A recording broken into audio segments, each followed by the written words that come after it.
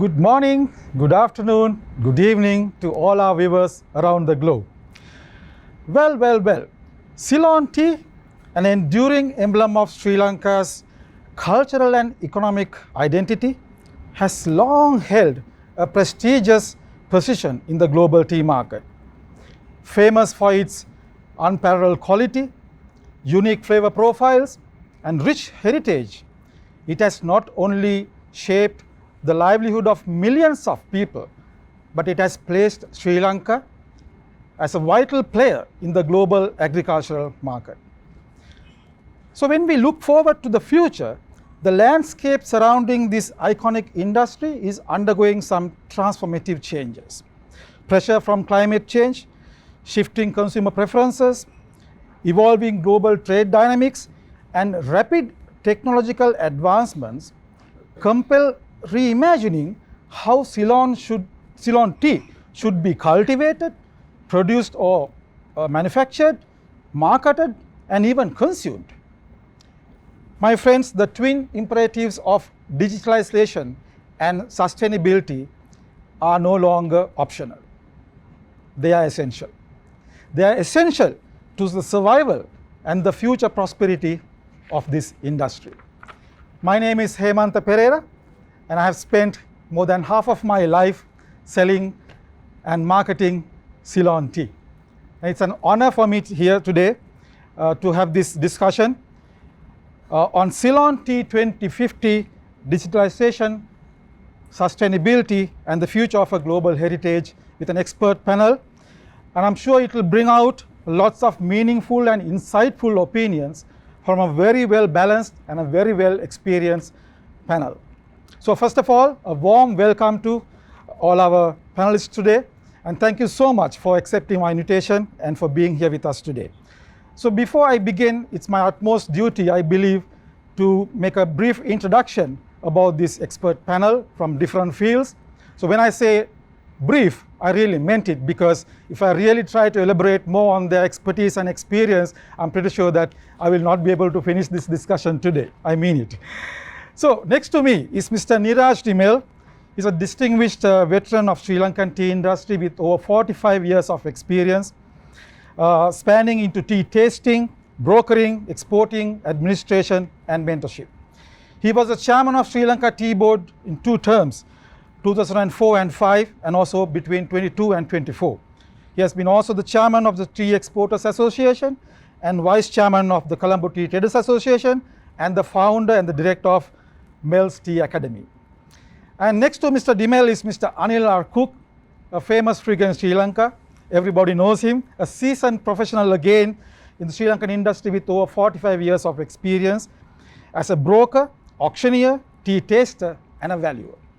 Mr. Cook is a managing director of Asia Siaka Commodities now, and he has been the chairman of Brokers Association on a number of occasions. And also Mr. Cook represented Sri Lanka on so many international forums and was the keynote speaker at the last North American Tea Conference in 2024. So next to Mr. Cook is Mr. Pasindu Piris. He's a dynamic leader in Sri Lanka tea plantation sector, currently serving as the Chief Executive Officer of Ua Halpe Estates Private Limited. He's with over 15 years of experience in tea manufacturing, and he brings unique blend of technical expertise and strategic vision to the industry. He's also serving as a vice chairman of the Factory Owners Association, and very importantly, he also contributed to the e-auctioning steering committee, spearheading the digitalization of Colombo tea auctions. That was after the COVID. So last of our panel is Mr. Charaka Abevikrama, looking very young and smart, but he's a key leader at Basilur Tea Export, and he's the second son of Dr. Gamini Abevikram, the chairman of Basilur Tea. Upholding the family legacy while driving innovation, Mr. Abevikrama brings valuable experience from John Keels and Dialogue, where he led initiatives in data strategy, AI integration, and business innovation. So Charaka, when I get stuck on tech-savvy questions from these 3 gentlemen, I'll be looking at your face, and you know what to do, right? Okay, getting back to our discussion. I believe the future of Ceylon tea in 2050 lies in its ability to merge tradition with innovation.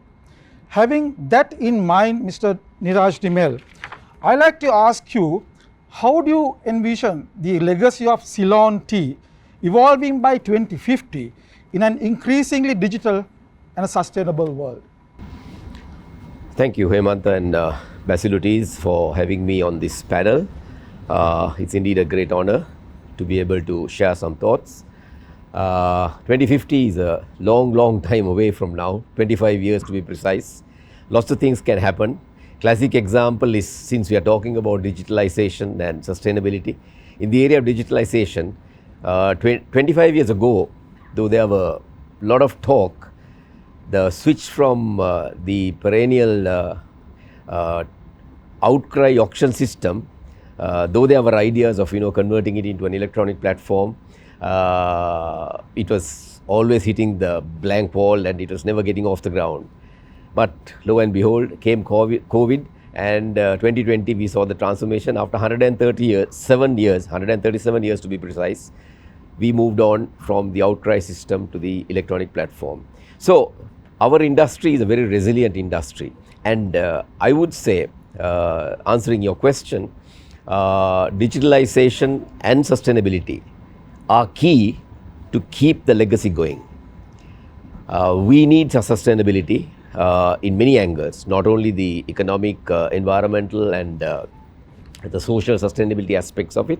We also need to care for the bush, for all of which sustainability is very key, to ensure that the bush continues to give off the best that titillates the palates of many consumers across the world. The diversity of Ceylon tea, you can write volumes of it, right?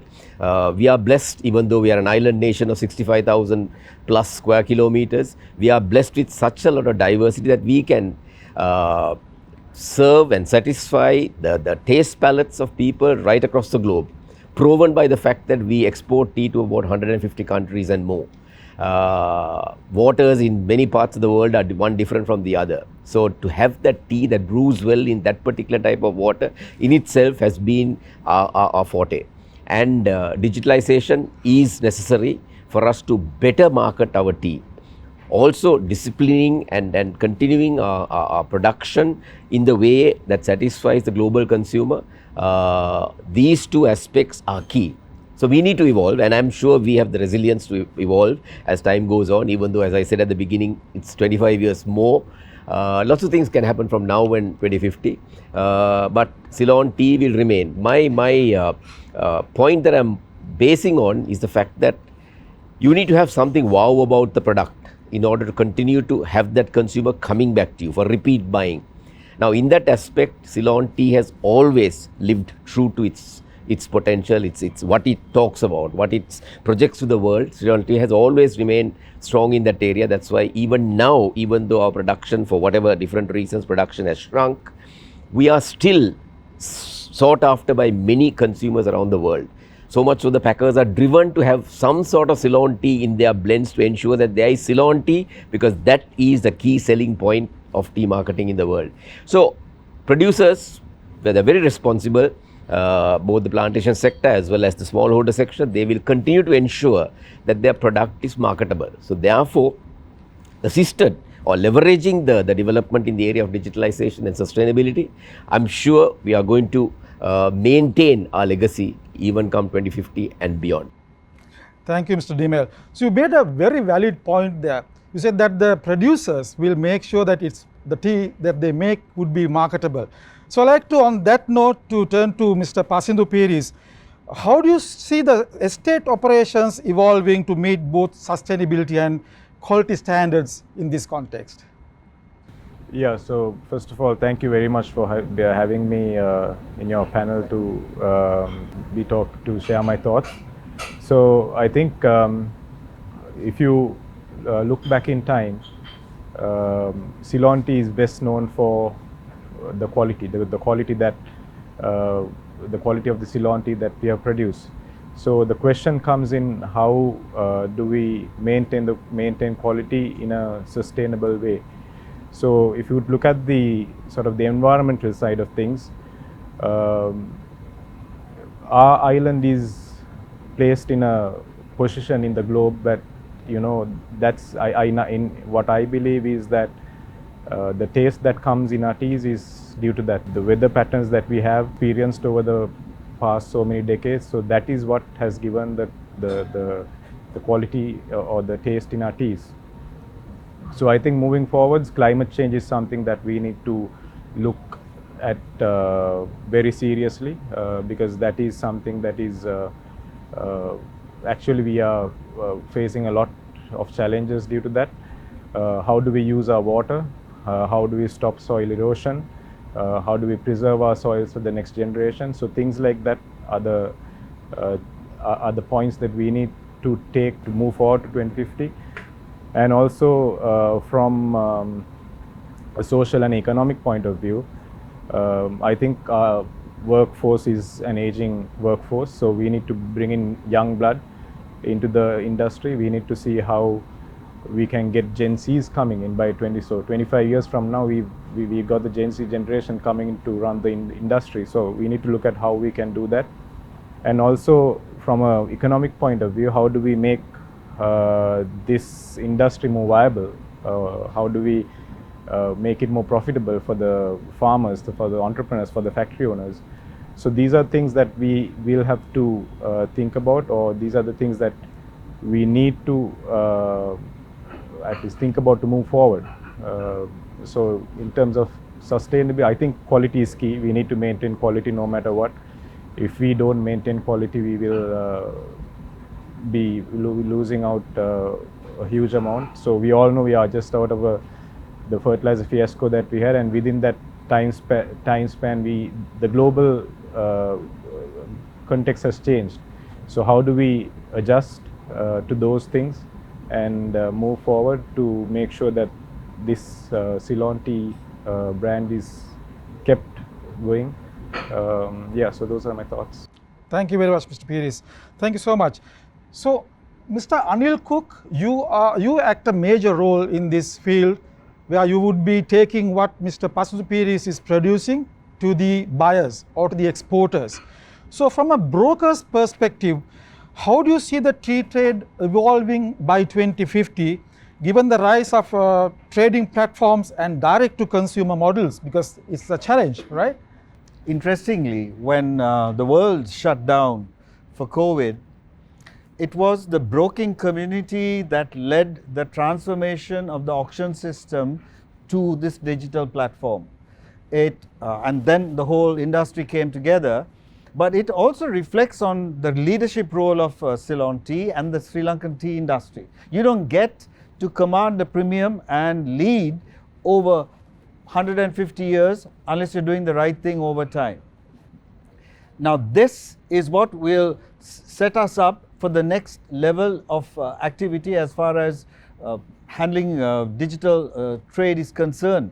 Already we're talking about blockchain and other initiatives where an estate can talk to any probable consumer through a QR code. Now Sri Lanka is also leading in this area. We have got our own standards that we have set to ensure compliance.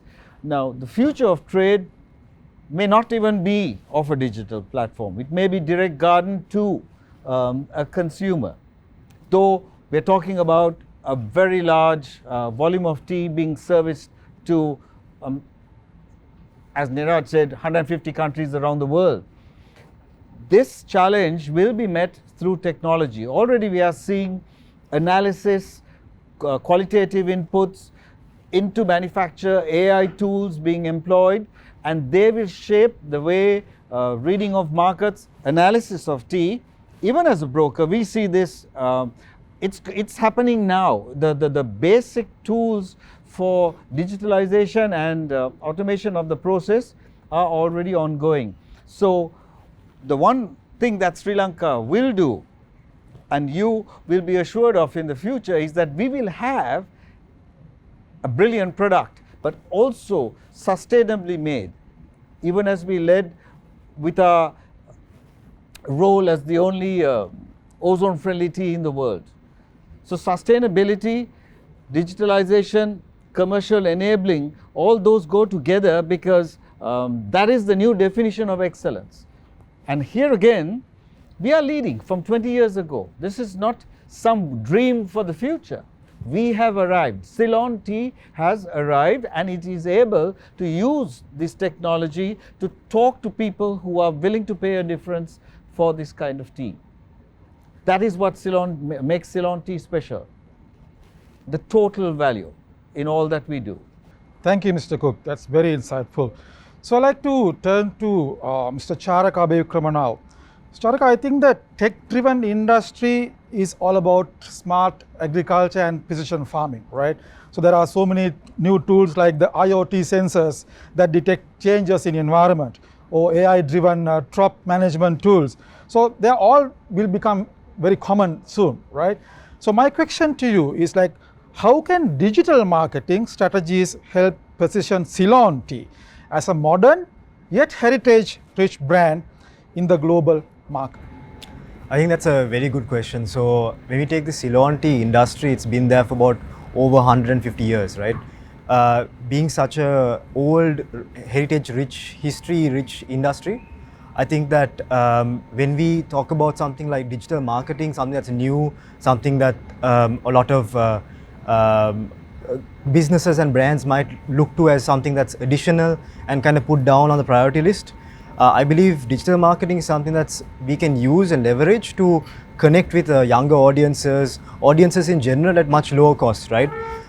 So when we think of our story of Ceylon Tea, it's very easy for us to be, as being people in the industry, very familiar with this story, being familiar with what's unique about it. But a lot of our customers, a lot of our younger audiences, I feel like haven't heard this story and aren't familiar with it. So it's something that we can leverage, definitely, I believe, to communicate the story, to make them feel more engaged. But while we do so, we should prioritize this. I mean, not put this down the priority list in terms of, okay, this is something additional we should do, but kind of focus on this and build compelling content that's, one, creative, and two, cuts through the clutter. Because most often time what you'll see is when you're engaging, I mean, being someone who engages with content quite often in terms of Instagram, Facebook, and other platforms, what you often see is a lot of companies post content, but very few companies or brands focus on producing good content.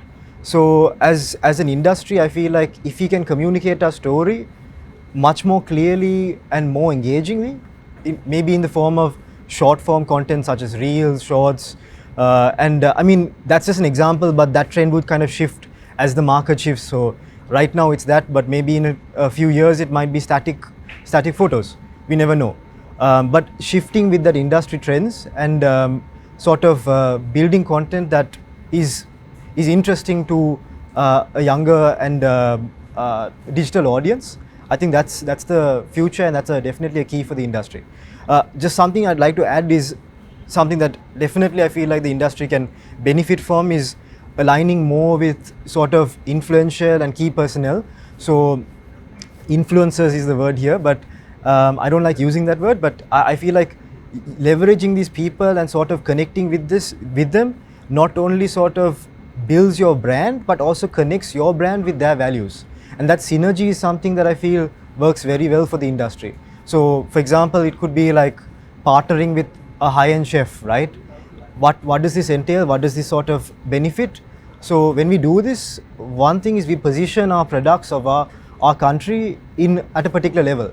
And I feel like we are justifying this premium, as Ceylon Tea, as you might know, is one of the highest per kg in terms of value, right?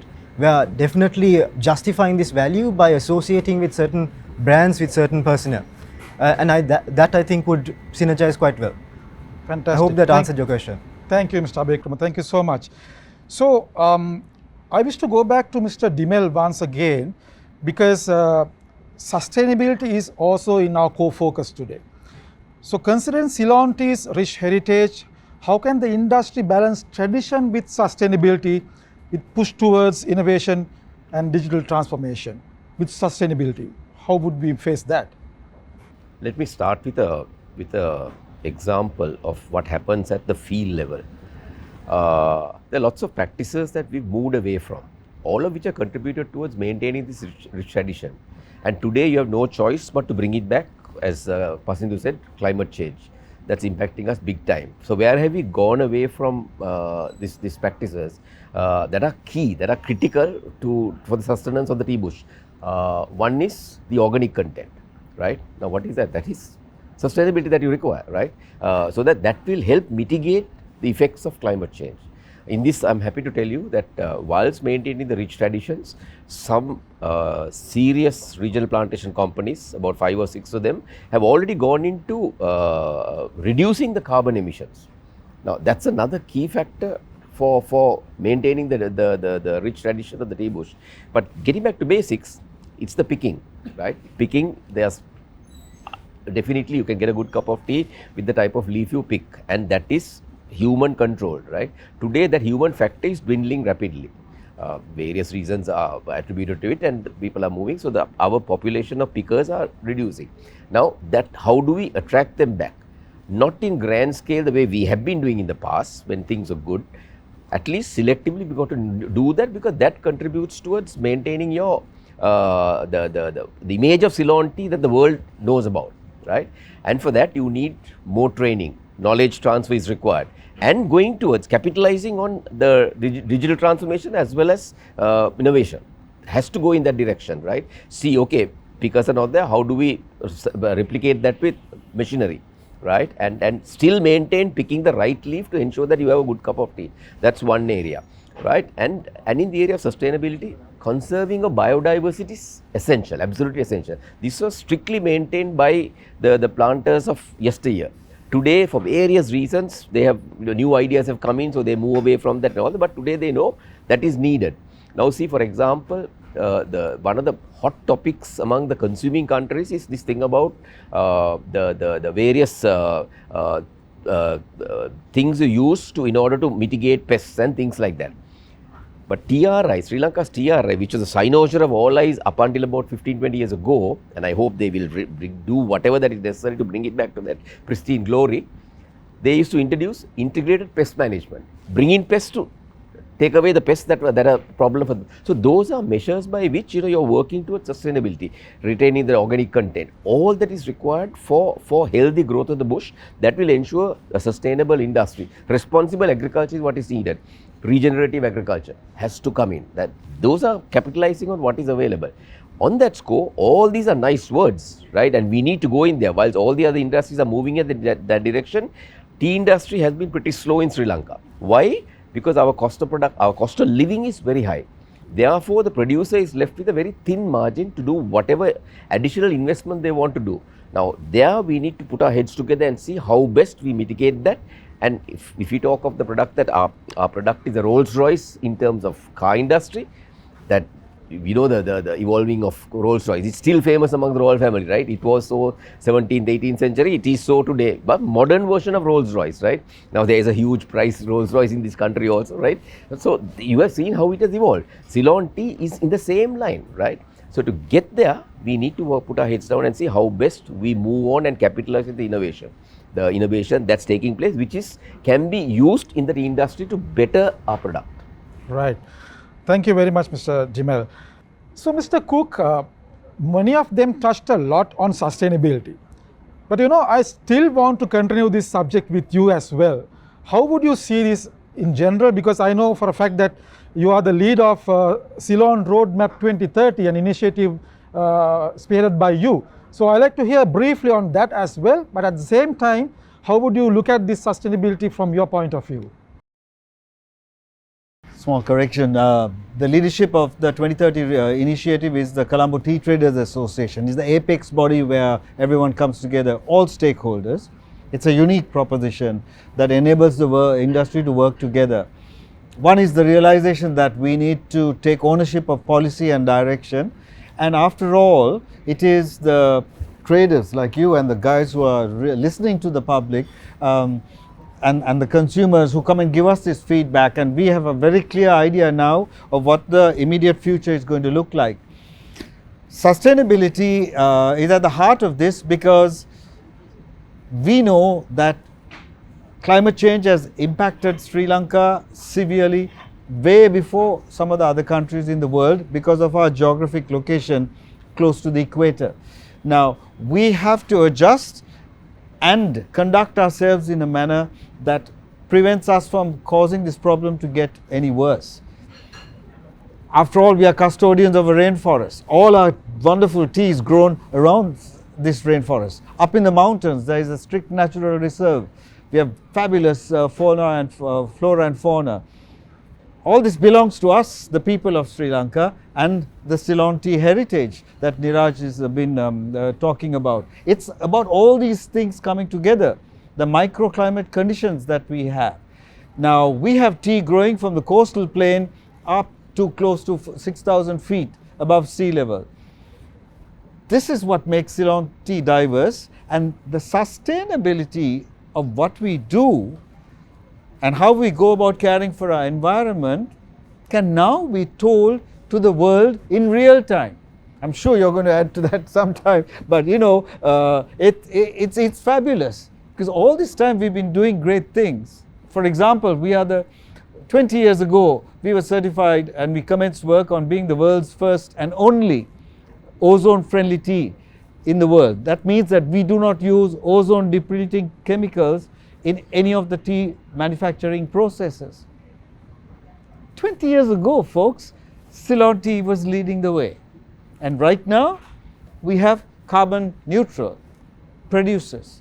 And there are more who are using science-based models for certification and conducting their activity. And now, it is the time for us to tell this to the world, because marketing of tea has gone down this sad path of just price-based, discount-based differentiation at supermarkets. It's a wonderful opportunity. It is not a threat. It's a fabulous opportunity for leaders such as Sri Lanka to enable brands to take niche excellence to every possible consumer. We cannot be sustainable if we are going to sell tea by lowering the price week in, week out. How can you care for your environment and your people if you're not earning a living? So it's a dual, the future of tea for all countries in the world. India is having an issue. Kenya is having a serious issue. And if the world doesn't wake up to the reality that sustainability is not about pointing a finger to someone down the value chain and saying, this is what you got to do, chum. It's about how we all are going to make this happen. Thank you, Mr. Cook. Thank you so much. So your answer actually opened up the eyes, not only the Sri Lankan industry, but I believe a lot of other tea industries as well. Thank you so much once again. So Mr. Abevikrama, I like to ask you a sort of a different question, slightly deviating from the sustainability part, because you are more into tech-savvy areas.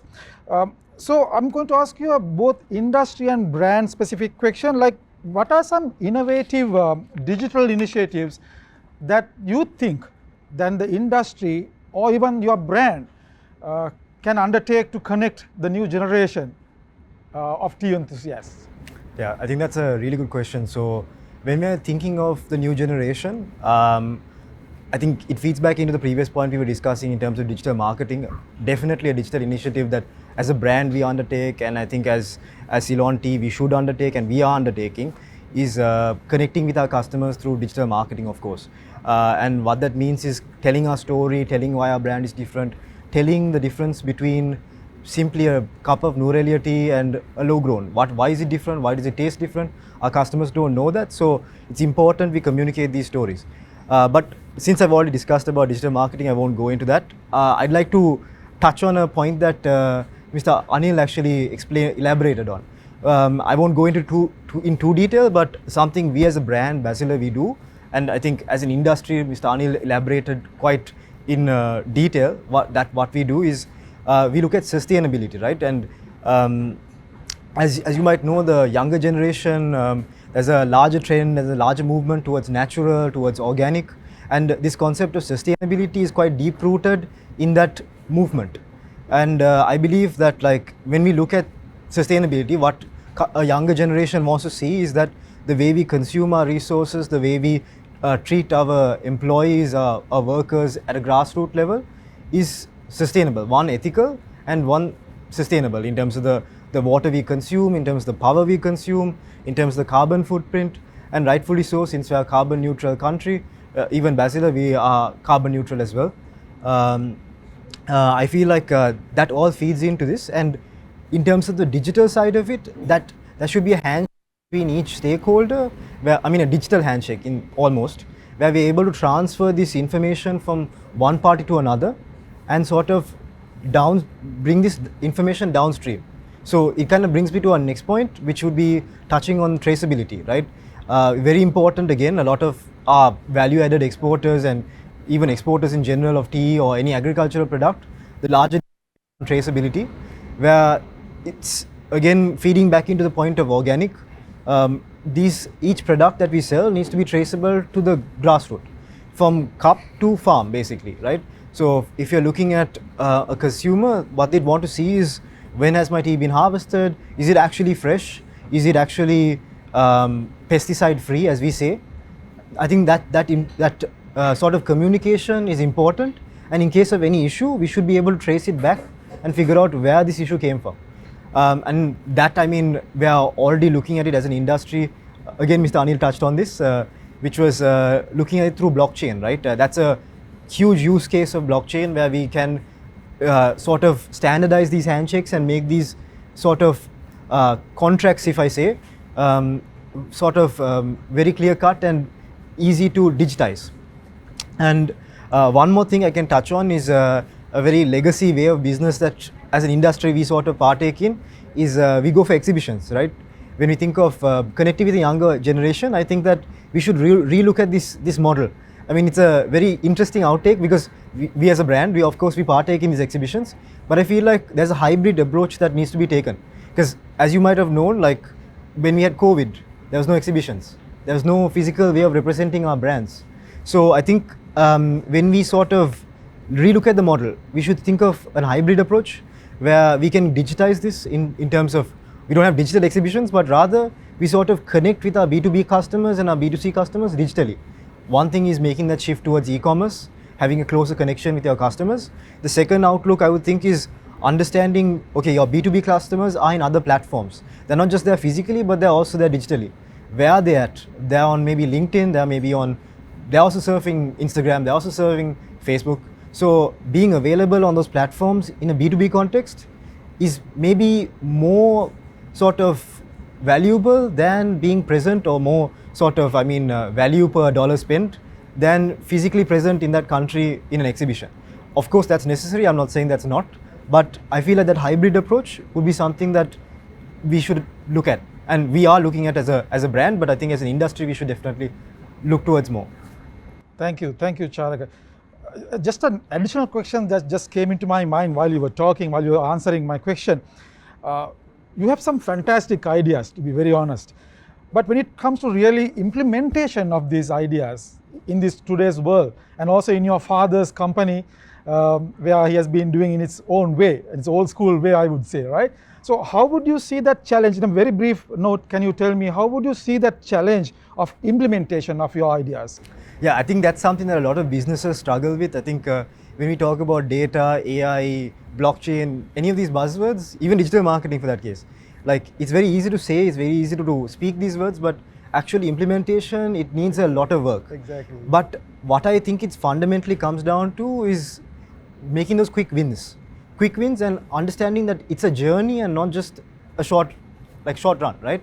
So when we are looking at it as a journey, that digital transformation becomes a step-by-step process. One step you as a company and we as a company do take is first understanding our data.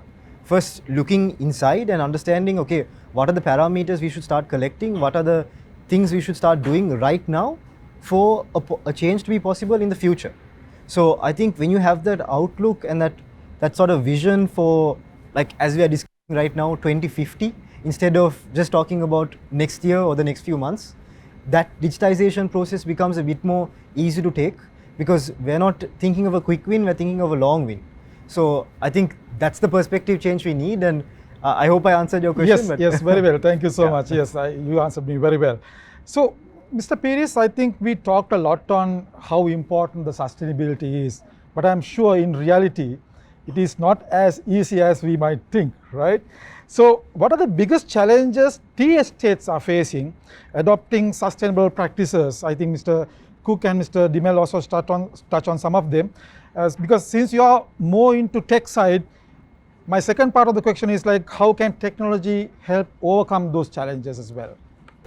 Yeah, so I think innovation is key. Like even be it on the national front or even an individual company, if you don't innovate, you're just gonna fall off the cliff. And once you fall off the cliff, once you hit the ground, that's when you've fallen off.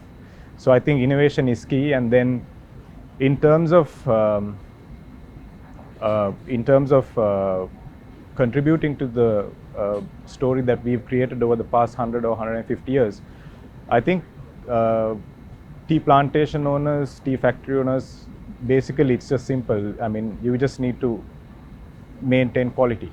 That is what we've been well known for, and I think in the next 25 years, that is one thing we need to carry forward. So the question comes, how do you maintain it while being innovative? I think Niraj touched on a very good example, the Rolls-Royce car. Take it 100 years ago, it's the same Rolls-Royce that you have now, but Ceylon Tea is the same thing. So Ceylon Tea back 100 years ago is the same thing what we have now. But with innovation, how Rolls-Royce has evolved is when you press a button, you might get a champagne glass out. So that is where innovation comes in to the tea industry. So you need to press the button in Ceylon Tea so that wow factor comes out, right? So I think that is a very good example. So that is what we need to be creating. And as tea estate owners or producers, it's just simple. I think just do what you were doing back then.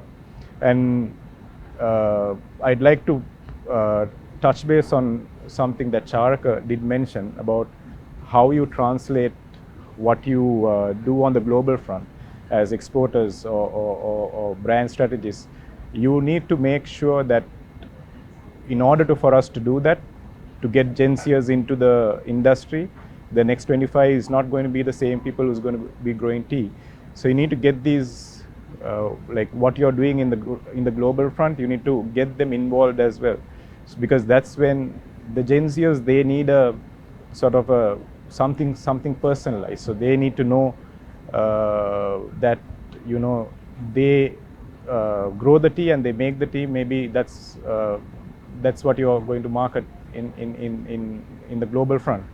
So you need something like a subsystem running within the consumer to say that, look, the cup that you're drinking is sourced from this estate.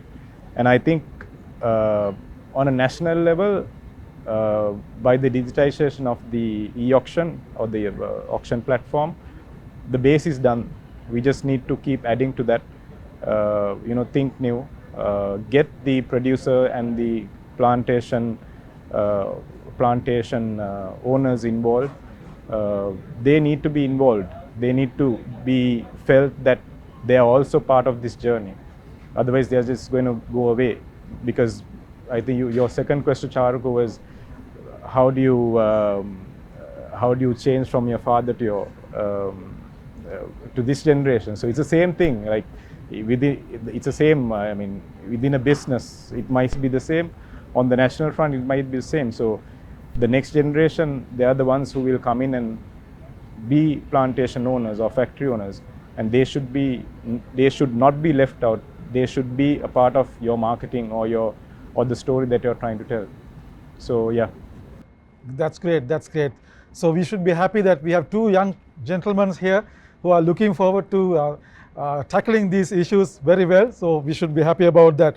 So Mr. Cook, coming back to you again.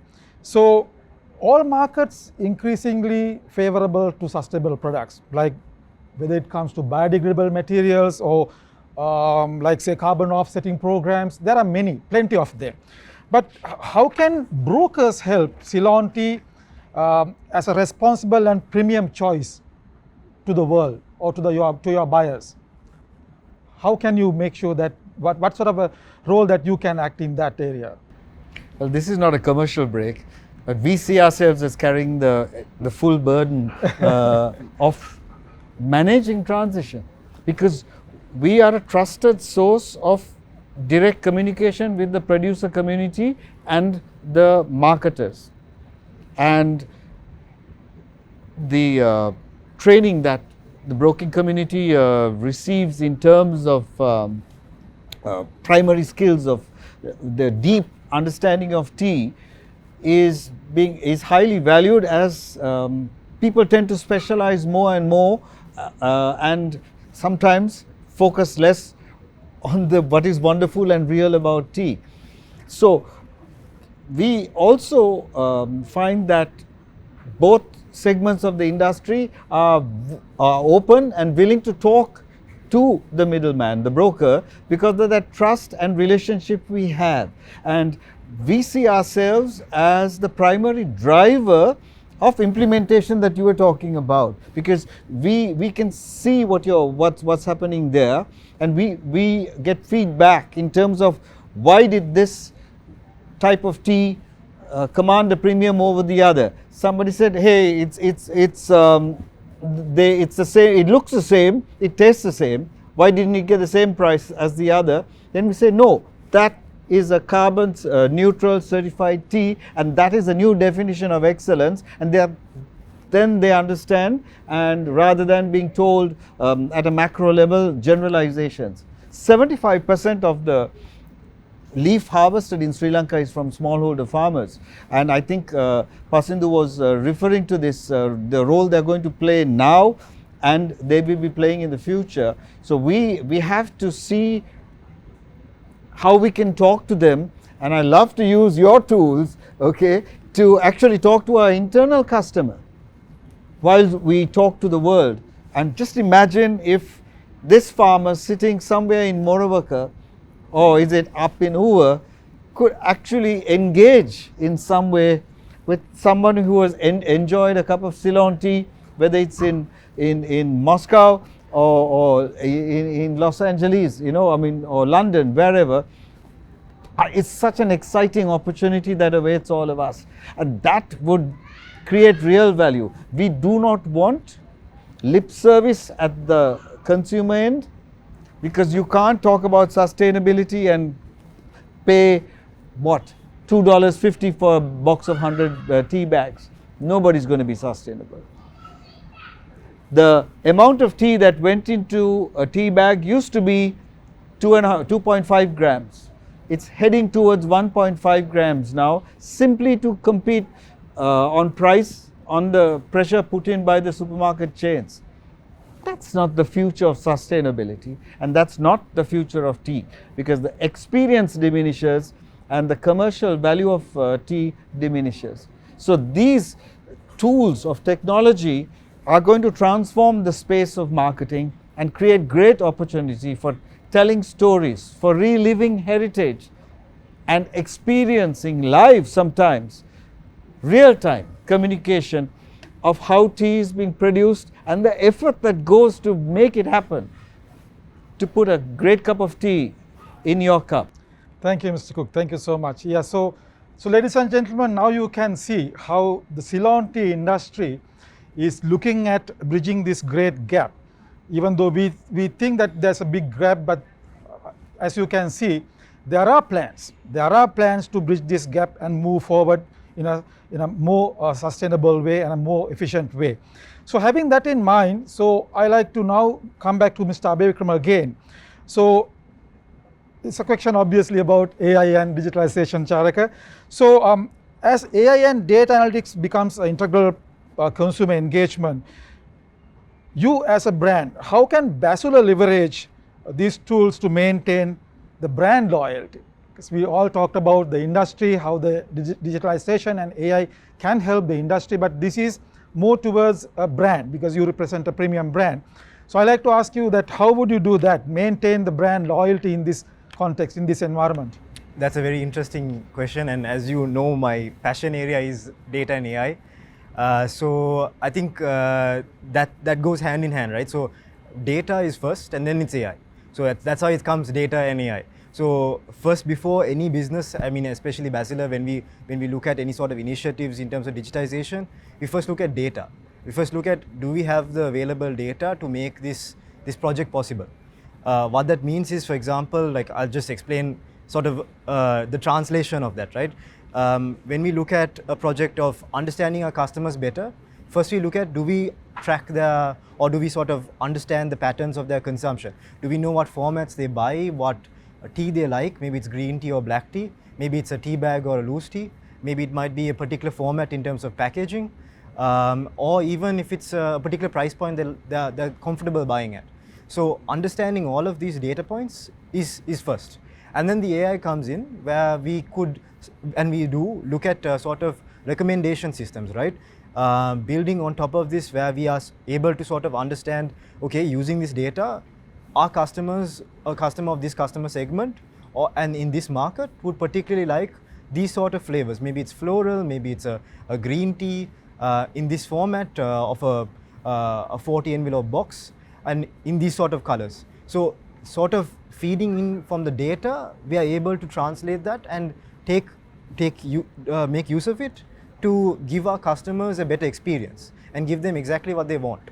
So now let's kind of think of that in reverse. If we understand what our customers want, we can also look at developing products that the customer wants. So we can use this data to also, in our own sense, develop better products. Develop products that our customers like and that customers would engage with. And I feel like this would drive in terms of brand loyalty, right? If you like something, if you like what you're seeing, you're going to consume more of that. I think you might have also heard of, since we're talking about the topic of AI, you might have also heard of the ChatGPT, Claude AI, and everything's becoming very popular. So something that as a brand we look at, for example, is creating a sort of virtualization or virtual assistant where we're able to communicate with our customers and allow them to sort of interact with our brand, sort of a personalization of our brand as a chatbot. But this chatbot would be available 24/7 and it can speak in any language, right? So as you might know, ChatGPT doesn't have a restriction of whether speaking in Italian, in Spanish, it doesn't matter. You're able to get a response anyways. But I think there's a human restriction, as if you were to have a human doing this job, they, one, wouldn't be able to work 24/7, and two, they wouldn't be able to speak all the languages in the world. So I feel like leveraging this and using data and AI to understand your customers better is definitely the way forward. Thank you. So I just got a great Yes, idea. please. I think your bot should be talking to us, because we have one of the unknown facts about the broking community is that we are continually harvesting real-time data, information, value-added information, and getting feedback will improve the response time in terms of how did you look at this week's teas and what did you feel about it? There's great opportunity for us to move to the next step of communication within our own industry. why not? Why not? Yeah, can I add something to that? Yes, I think I said, you need to be running a subsystem within the customer. So yeah, it's pretty much how social media works. If you want something to buy or something on social media, it keeps on pushing so many products that are advertised. So similarly, if you can get sort of a subsystem running within a customer and then pushing it down, as he said, to the broker, and then sourcing that tea from an estate or a factory, I think that's, we need to do that. I mean, the technology is there. I think, as I said before, we have digitalized the e-auction, the auctioning platform. So it's, since that is done, if this side of that innovation comes into the Sri Lankan tea industry, I think that's where we need to be heading. And digital certificates is something, a very nice word, and I think that is something we should be working on. So yeah, I think if we can get Great, all that together, great. I think we are there. So we'll be the next Rolls Royce, Yes. rolling for another Yes, 2-3 yes. centuries or Ladies and even gentlemen, more. this discussion is becoming more interesting and more meaningful right now. I rather don't want to stop it, but unfortunately, we have basically come to the latter part of the discussion. But before we wind up, I like to ask Mr. Dimel my last question, because I believe we cannot forget social sustainability as well, right? Fair labor, this all comes into this context. And like rise of health conscious, sustainability minded consumers, they're all there. So we are talking about a roadmap for leveraging digital transformation and sustainability initiatives to maintain global relevance and economic viability by 2050, right? So my last question to you, Mr. Dimel, is like, you've been a strategist. So what policy changes or strategic initiatives do you believe are crucial for maintaining Ceylon tea premium status in a global circle? I won't get to specifics, but definitely policy changes are required. Starting point is that our industry, Sri Lankan tea industry, is highly regulated. It has had its day right up to until recent times.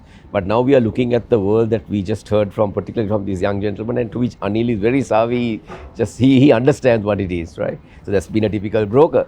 But having said that, what's the next step? We need all the industry players, the think tanks, to come together, and then we as the industry must be telling the policymakers, look, these are the changes we need if we are to be relevant going tomorrow, going 10 years down the road, or by 2050 or whatever. We need to be constantly advising them.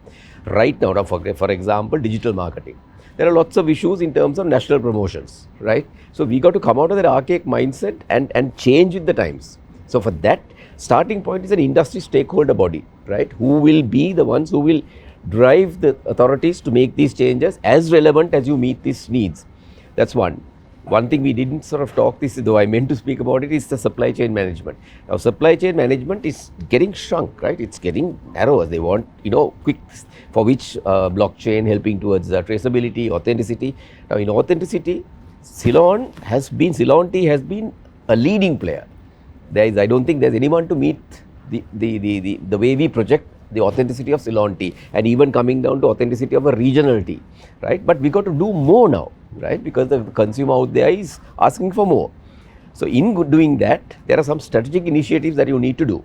So that will help towards the policy changes that are required. So the strategic initiatives, again, through dialogue, where, we heard about giving the experience, as Sharaka was saying, giving experience to the consumer. Now that must go down the line also. The world is definitely, the tea industry globally, and more I see the Sri Lankan tea industry, we are moving away from the big estate concept to the smallholder, right? Maybe a 10-acre plus, but nothing more than that. Maybe 10 to 25 acres maximum. But smallholder will be the predominant factor in terms of tea growing. But he also has to have experiences of enjoying what he's doing and seeing the satisfaction that the consumer gets through his, the raw material he gives in. So down the value chain, that must be discussed. And So for that, that's right, exactly. So this is where we need to go. So therefore, there was a period where evolving had happened at a very slow pace. You asked the question at the beginning, from his father's stage to his stage, how can you bring about changes? Today the changes are happening very rapidly. Unless we are up with it and quick decision making, we will not be able to meet where we should be in 2050. So that way, definitely policy changes has to come in. And what policy changes should be done? Of course, we know when we went into electronic platform, there were a lot of teething problems, right? Meaning there were certain misunderstandings among the stakeholders, not the government authorities, stakeholders. But eventually we managed to get some sort of things in. But there is more that's needed, right? Then we need to think of a quicker payment process that will come to us, digital payment. Maybe some of these brands will be definitely on global portals, right? Quick changing of this thing. And that's the only way that I see Ceylon tea surviving, not in a $2.50, 100 tea bag carton, because that is value declining. We need to be increasing value because that's our product. We require that recognition and to get a higher price, in which case we need to virtually get to the point of directly marketing with the consumer. We know this consumer likes it and we give him what he wants, and through that we have to bypass this other area. So supply chain is getting that much more closer to the consumer. So for that to happen, you need the backward integration also, where the smallholder should be happy, because at the moment I don't think smallholder knows, he's not interested in anything beyond the price he gets for his green leaf the following month, right? He needs to go beyond that, right? So that responsibility lies with the factory owner, who will also have to be informed by the broker. That's why Anil said the broker is the pivotal, is a standoff in this whole rugby lineup, right? So when you get the information from the buyers, the marketers, that this is how things are changing, broker will be the mouthpiece to get across to the factory owner, and he in turn gets the smallholder adapted towards to meet the front end. Thank you, Mr. Dimel. Thank you so much. So, Mr. Pires, additional question again. In a very few words, what is your message to the world? Where would you want to be, Ceylon Tea 2050, as a planter, as a manufacturer? Well, the thing is, I think you need to take it step by step. It's not, as I said when I started, we are actually at a very crucial point given the global context. So I think technology is a must, and then innovation. You need to innovate no matter what. And as I said before, you need to, whatever that you do on the global front, you need to trickle it down. So I mean, so we have problems, we have technology, the thing that bridges the two is research. We need to put in more research into the industry to battle climate change. Climate change is key. If we don't address that now, I don't know where we are going to be heading. So climate change is one very important factor that we need to consider. But not just that, like even I think Niraj touched on it, even having done research, you might have the best research in the world or the best scientists in the world coming out with solutions to the problems. You need to trickle it down to the farmers. You need to go bring it down to the factory owners. And I should say the technology grasping is at a very low level in our side of the industry. So what we need to do is simply, have the right people at the right place at the right time doing the right thing. It's just simple as that. So hopefully, if we take it step by step, innovate. We need to get in the Gen Zers in, otherwise we are going to be facing, even now we have so much of labor shortages. So mechanizing, automating, that's the way forward.